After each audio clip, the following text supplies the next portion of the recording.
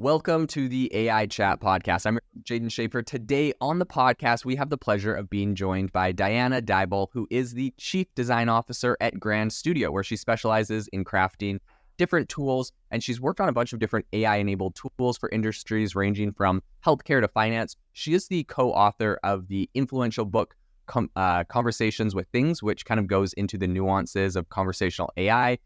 She has a rich background in qualitative UX research and a focus on healthcare applications. So Diane is a leading voice in the AI and design community, and we're super happy to have her on. Welcome to the show today, Diana.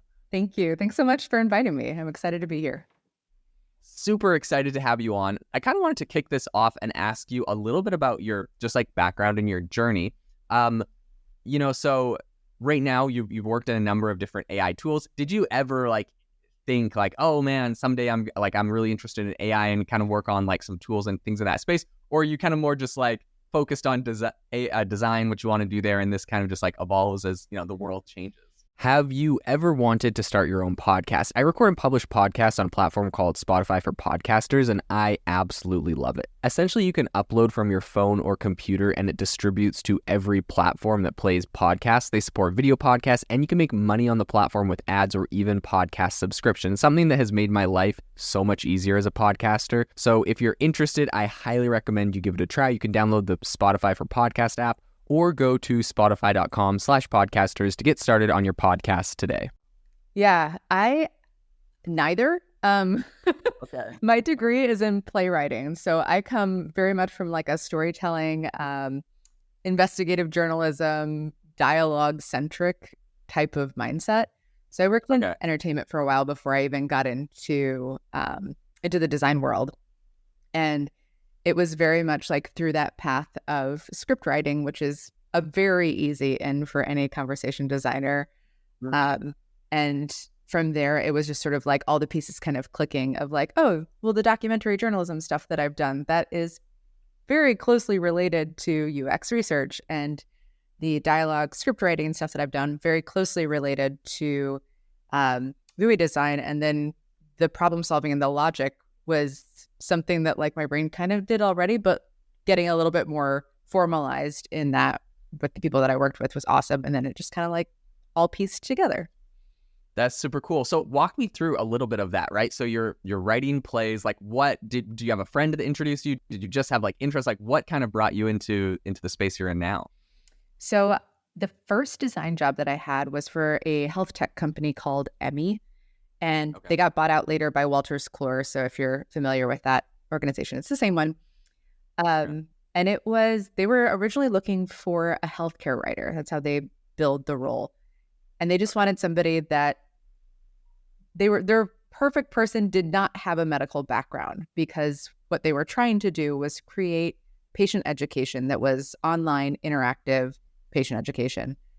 For people who could not understand their doctors, which is 99% of us, even other doctors can't understand other doctors. So just trying to translate it into plain language. So it kind of helped to not have that background, but to have a good ability with language and ability to sort of parse bigger topics. So I wound up getting the job. I loved it. And right off the bat, there was some sort of baked in logic flows of, if the patient wants to explore this topic, how does that change when they come back around, so that you're not surfacing the same thing every time, and that it feels a little bit more dynamic and conversational to where they're at.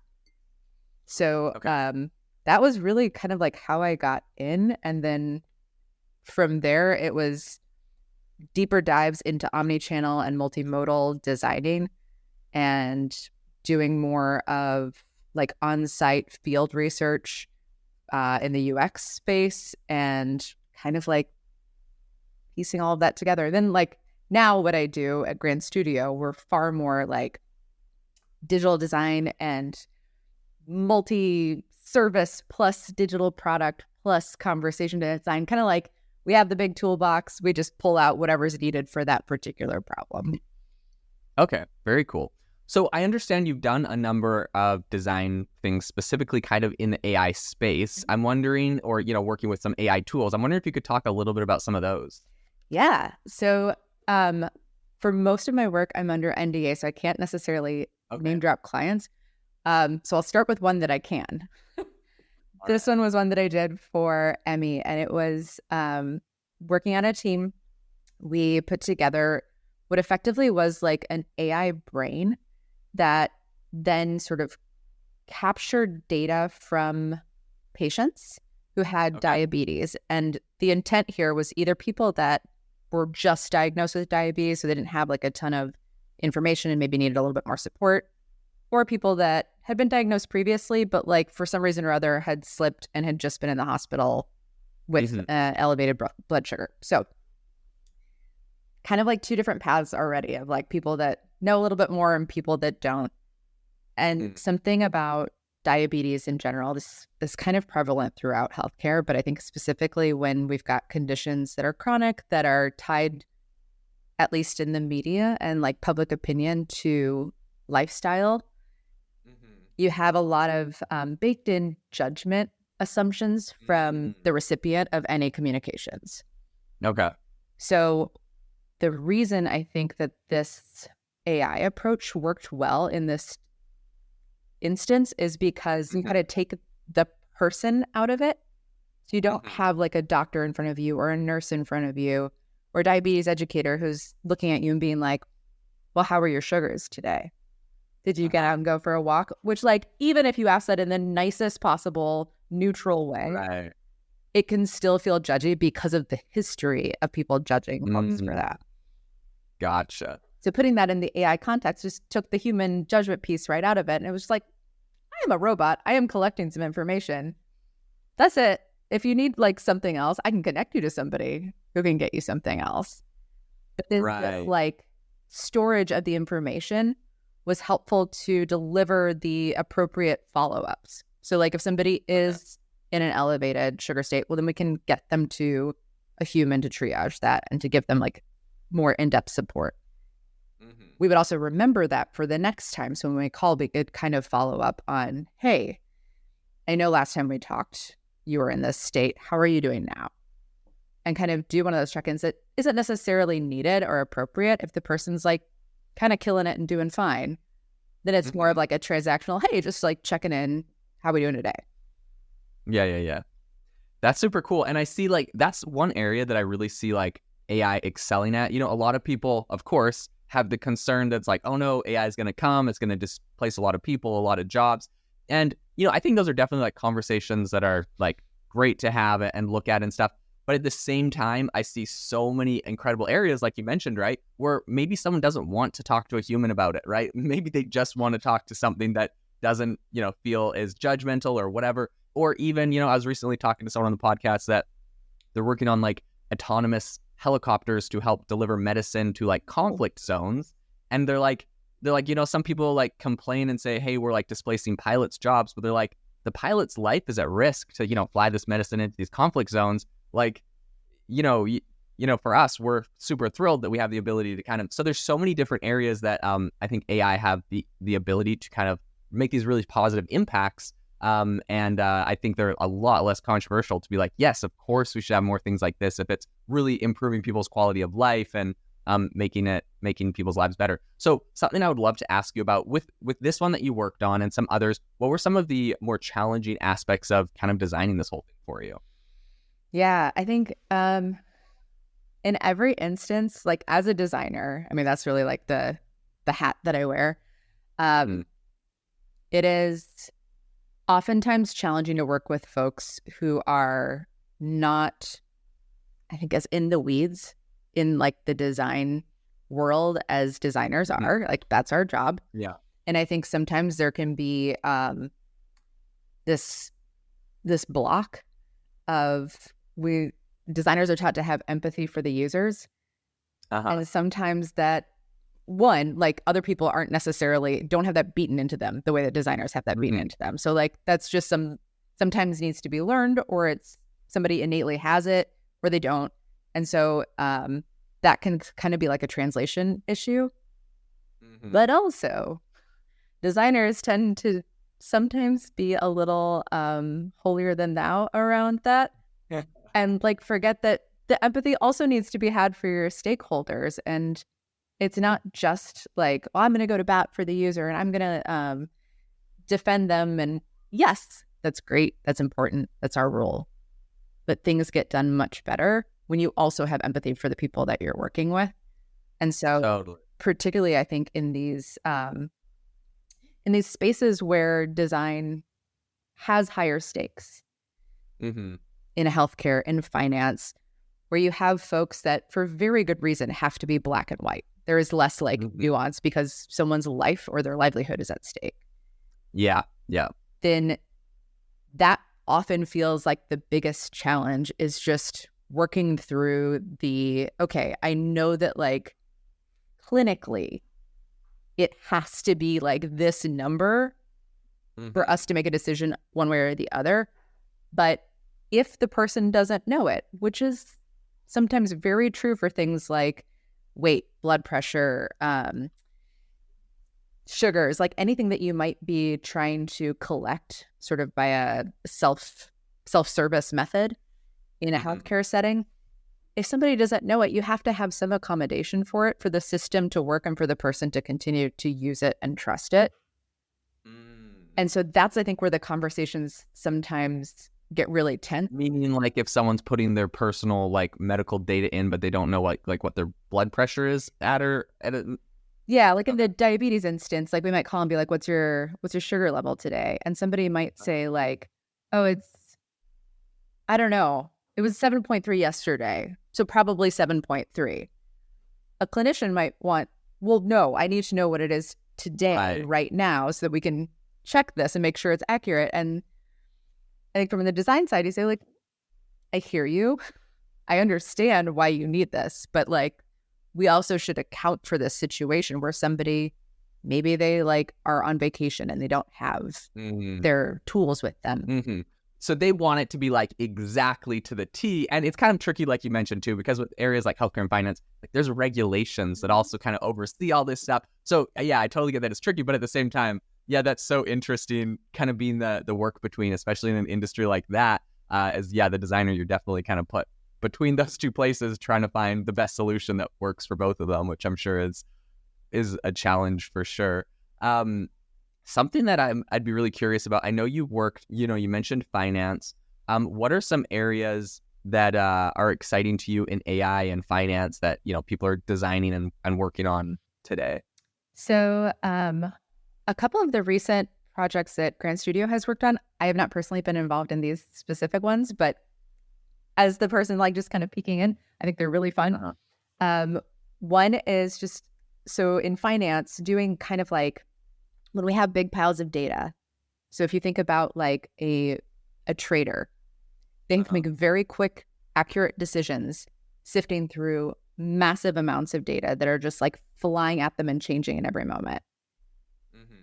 We've designed a dashboard to be able to basically pinpoint the second that it's like, hey, here's the thing that you said you're interested in. Here's another thing that you said you're interested in, so that you're focused. You don't have to like look at everything. You just have to look at the thing that matters in the moment that it matters. And you can kind of set those parameters for the AI to deliver that to you. And then they can make way better decisions about what they're buying and selling in that moment. Yeah, that's super cool. And then, okay. So, oh, sorry, go ahead. Oh, no. Oh, well, something that I was going to ask you about is like with this healthcare side and also with this finance side, something that I have always found challenging, because I also have an AI startup and we're working and designing and building it. And, we're a small lean team at the beginning. So we have a head of design, but I also have I've done like design work in the past, designed apps and stuff. So like I'm kind of in, it's probably like my designer's worst nightmare, to be honest. Cause like I'm always, I have an opinion on everything. Right. And like I've built things, so I'm like, no, we should do it like this. But like, he's obviously much more talented than myself. But in any case, something that I know we've struggled with, and I think a lot of listeners, whether you're working on the corporate side or whether they're working on their own like AI tools they're building, or even just people that are using AI tools, how do you find the balance between making the design very simple, intuitive, clean, easy to use, but also like getting all of the features in that you want? I think like sometimes I've seen people on complete different sides of the spectrum with this, where it's like super simple, but it doesn't feel like there's a lot there. And others where it's like there's a ton of buttons and things to do. I have no idea what to do, so I'm kind of overwhelmed and like back away. How do you, as a designer, how do you kind of balance that? I'm sure you have that with a lot of projects. Yeah, I mean, for us, the key is user research.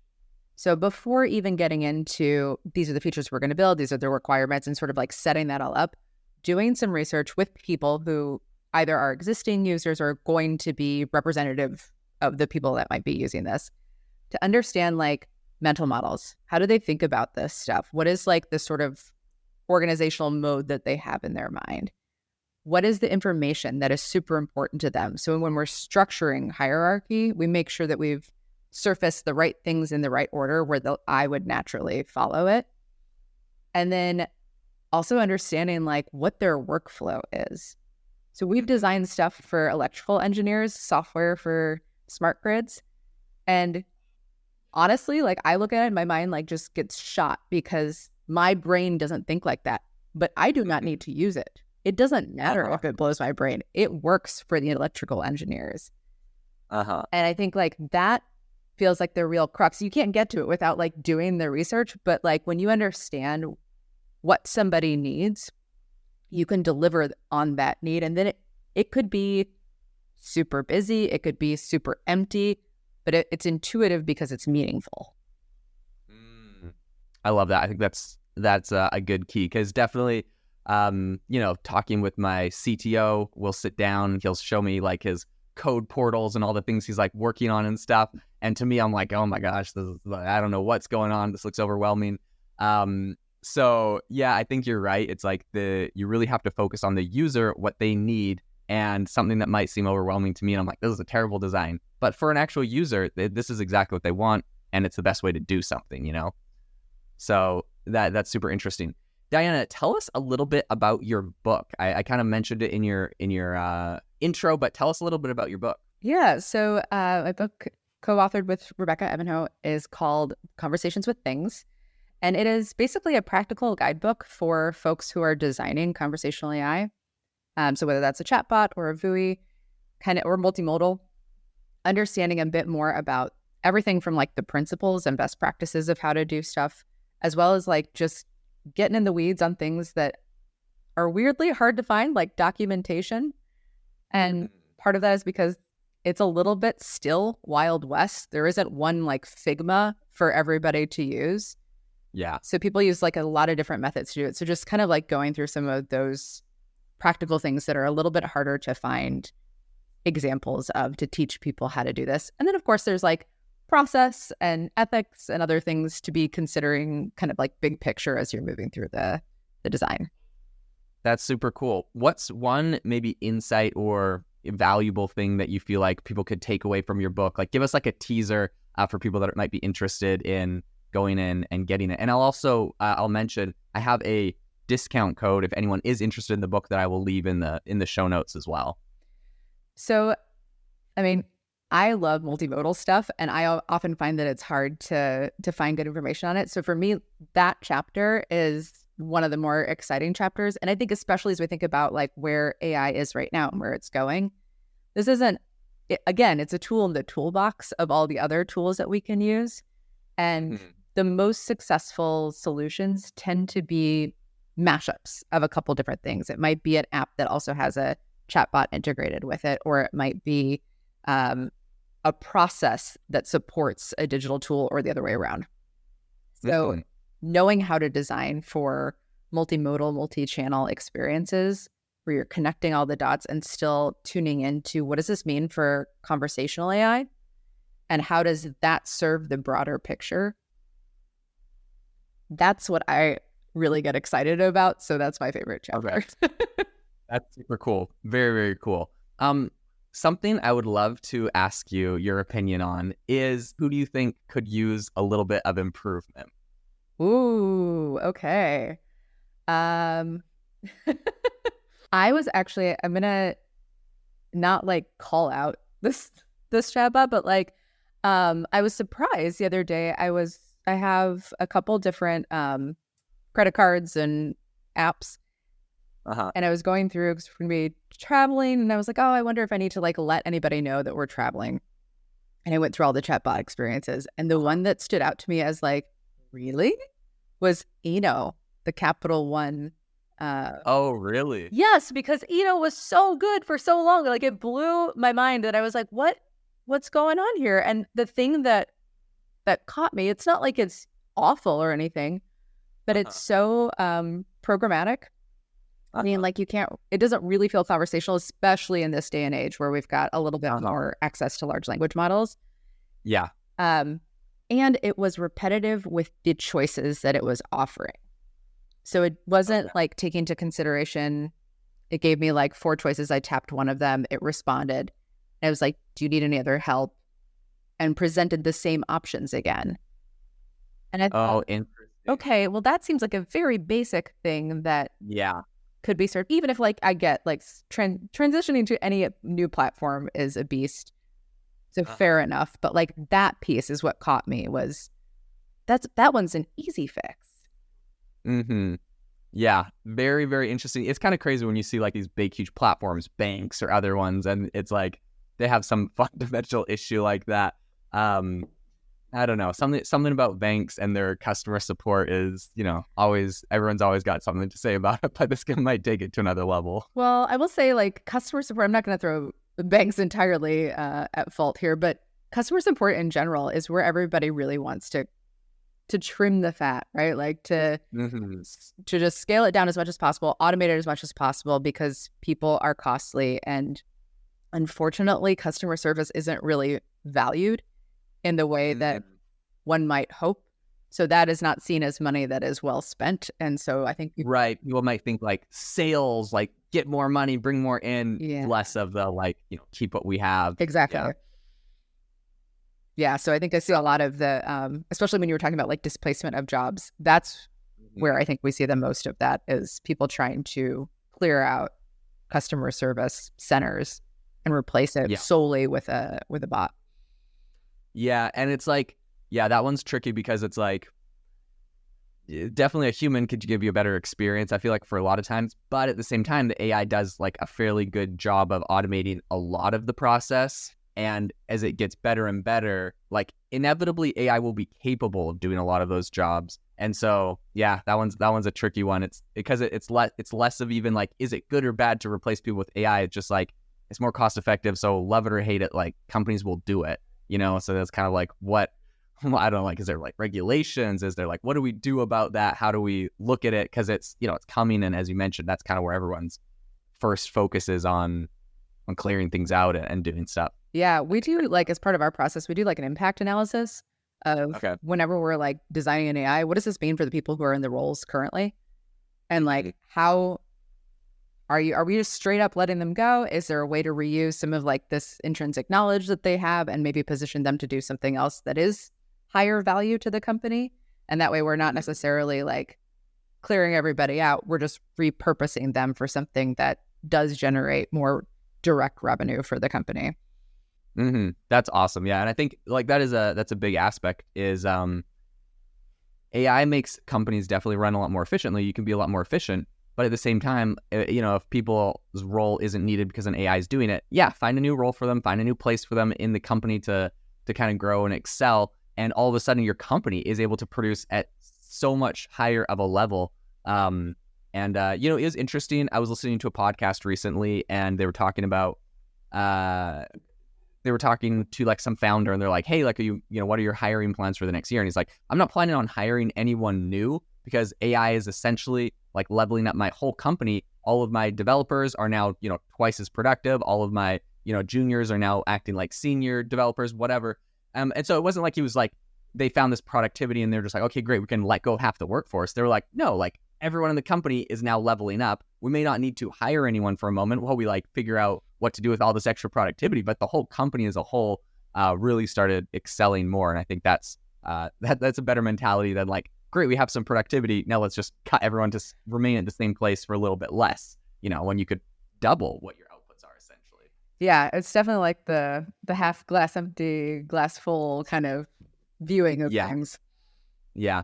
So something, as we wrap up this podcast, something that I would love to ask you about is, what is one piece of advice you feel like you could give to people that are currently designing in the AI space or, trying to make their AI tools, their AI products, services within their companies more user-friendly, more intuitive? Give us the design perspective. I would say it's spending some time with people that are going to use it, whoever that end user is, whether it's like internal employees or outside customers, and understanding, like, again, those big things of what are their mental models, what are their needs, what are they trying to do? Because a lot of times we see, like, especially chatbots, but like any sort of conversational AI gets thrown out as like, yes, we'll just put this up and it'll solve the problem. But it's not necessarily the mechanism that people want to interact.